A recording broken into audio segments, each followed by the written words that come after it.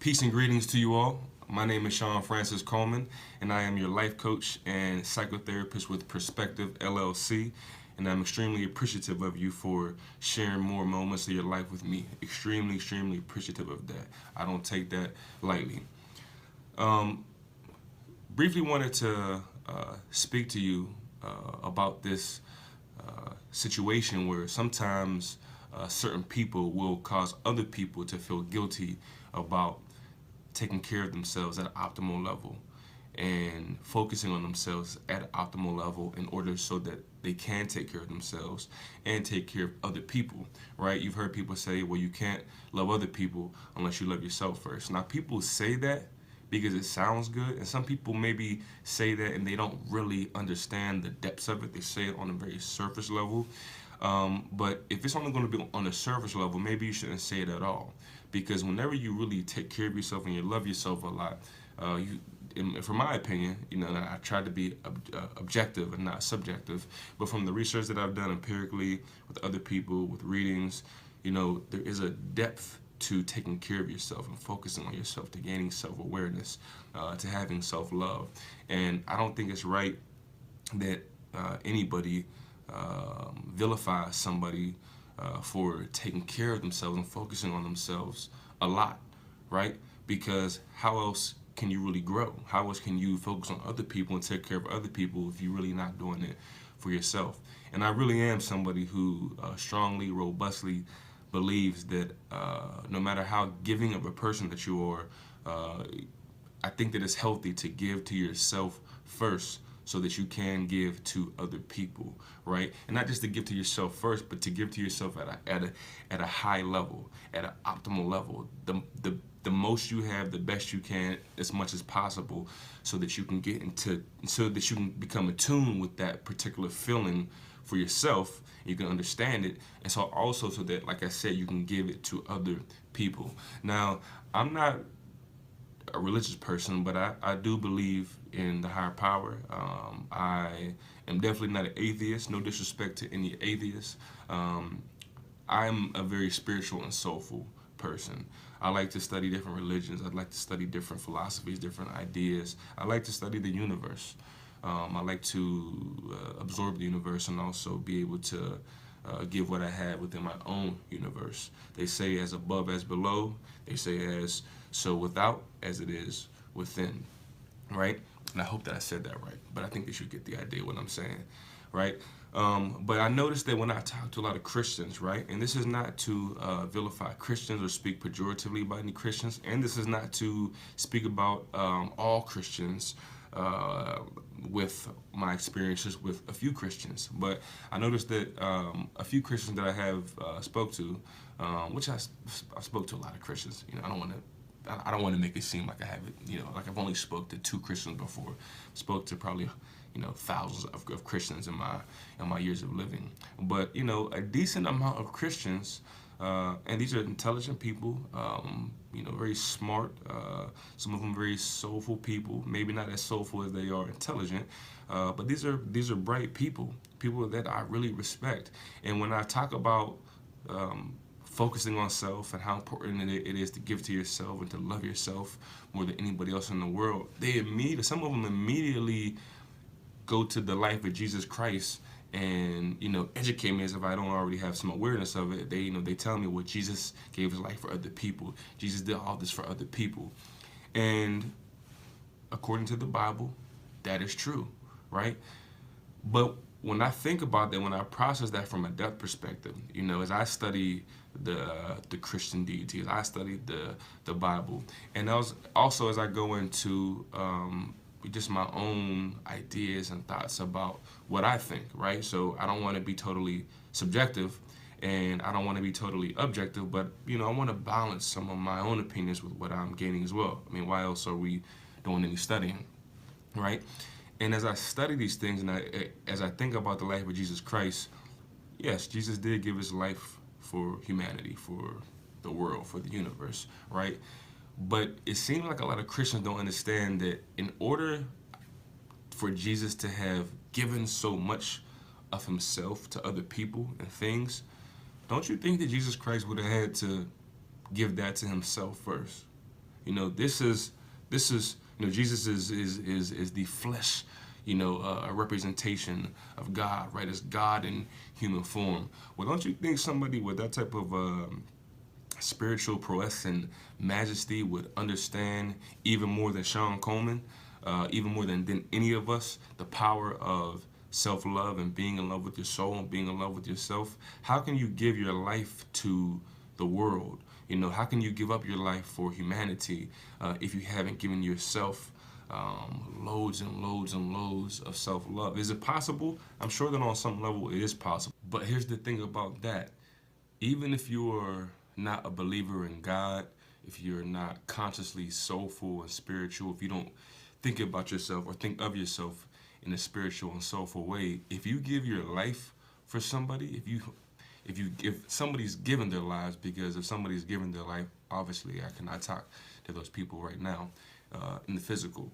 But if somebody like that has given their life for somebody else or other people and things, unconsciously they are behaving in a very spiritual, soulful, and godly way. So on a conscious level, a person who gave their life for somebody or something, consciously they might not have lived as a believer in God, as somebody who was soulful and spiritual, but that act of altruism, ultimate altruism, and giving your life, giving that life, was very godly, very spiritual, and very soulful.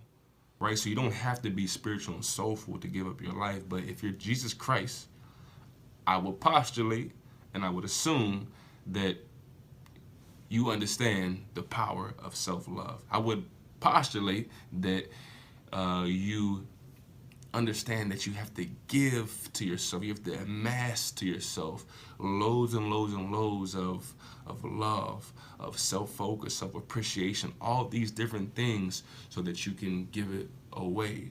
So as these Christians tell me that, as they go on and tell me about how much Jesus Christ gave the world and gave up, sacrificed himself for the people, they don't never bring up the stories in the Bible where Jesus, went off into, his own situation, right? Where he said, no, you guys don't follow me right now. I'm going over here. This is my time. This is my self time. I mean, that's even a small example of caring about yourself more than anybody else. People wanted to go where Jesus, his disciples and people, and his other followers who, wanted to just be around him, at different times. And even though he knew that they endeared him and wanted to be in his presence, sometimes he said, no, this is my time.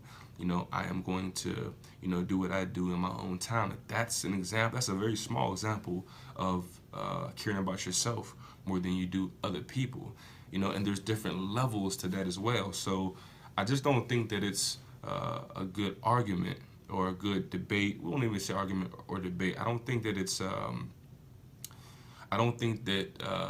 it's a good conversation point to bring up the fact that Jesus Christ gave his life for other people without talking about how he gave himself so much, in order to give to other people.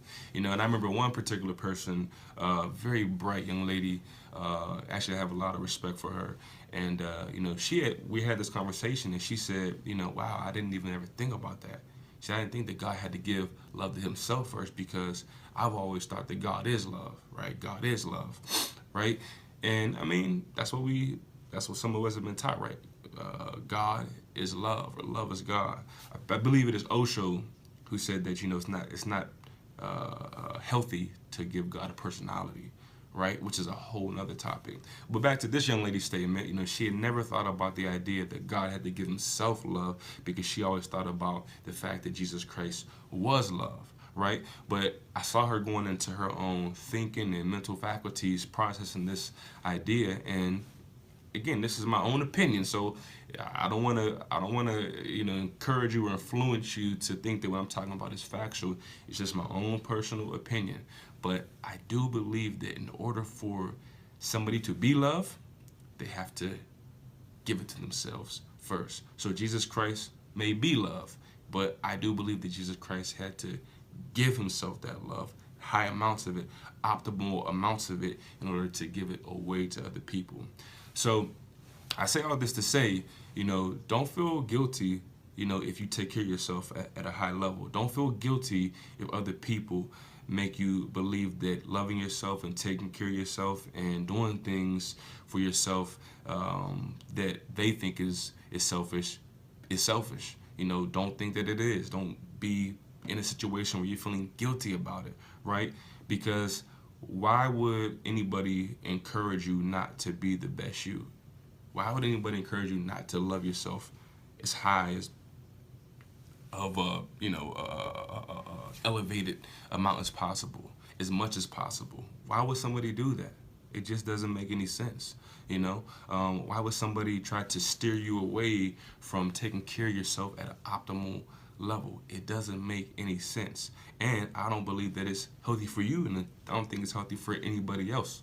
Another one of my partners, Dr. Ian Edwards, always says that if you don't really take care of yourself at a high level, if you don't love yourself at a high level, what you give away may be toxic, and I really agree with that particular statement. So just wanted to encourage you all out there, the people who, maybe your boundaries with people are a little bit weak, strengthen them up.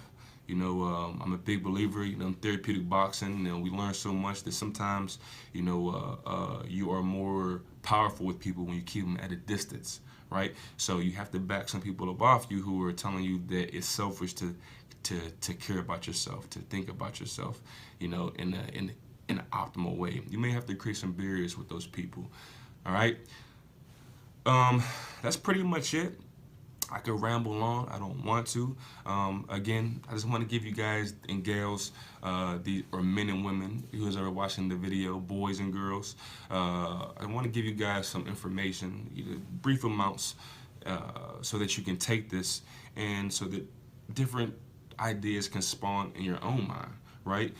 With that said, if you have any thoughts, please leave a comment. If you like this video, please like it. If you like some of our other videos and you find yourself being drawn to my particular channel, please subscribe to it, and also please share this video. Go to PerspectVe.com too, and if you are scrolling through the site and you see some information there, you see some products that you like, get yourself one. We don't have any expensive products. All of our books are $25 or less. All of my books, I should say, are $25 or less. We have some online classes. One of my favorite ones that I'm giving right now is our life coaching course, where you get an educational certificate. It's a very fun course. It's fascinating. I really went through a great spiritual transformation when I went through my master's program to become a psychotherapist. And I really believe still to this day that one of the best ways to, or at least one way to achieve some spiritual enlightenment, soulful enlightenment, and self-awareness, and to learn about yourself, is to learn how to do therapy, because you get to study human behavior and you can find so many different not just theories and philosophies, but you can find so much information that really relates not just to other people's life, but to your own life, and it can help you start to understand why things happen, why certain family members do this, why friends do this, what's going on in your environment, if you're at school, if you're at a party, if you're at work. It was just a very cleansing and therapeutic and enlightening experience for me as a person, as Shawn Coleman, and I felt like other people, maybe you can't afford to pay $60,000 to go get your master's. Maybe you can't, afford to go back to college in general, right? But what if you could get into a course where you get master's level information for less than the price of college books? And I feel like I have, an ethical duty and a spiritual duty and a soulful duty to offer people information that is high level at a low cost. So, if you would like that type of information, it's all bachelor's and master's level information regarding counseling, psychology, and the human behavior. Otherwise, you have to go back to school and get this information, but I'm giving it to you for a very inexpensive price. And I hope that you email me, call me. I really hope that you enroll, because it's a phenomenal class. You get to interact with people from different parts of the world. And the information, again, the information is just, it can access you or give you access to different parts of yourself. Why do you think that there's all of these Why do you think that there are, all of these situations and scandals that have occurred with the CIA or with the FBI, or not even government organizations, but entities that have given up information, right? People pay for information because there is power or there is strength in information, and then people use it for whatever power that they want to receive. Well, we're not going to get into any dark side. Now, I don't want to affiliate any darkness with the CIA or the FBI. I don't want to do that, and I'm not doing that. But there is power in gaining the information that I have to offer you. It can really give you a lot of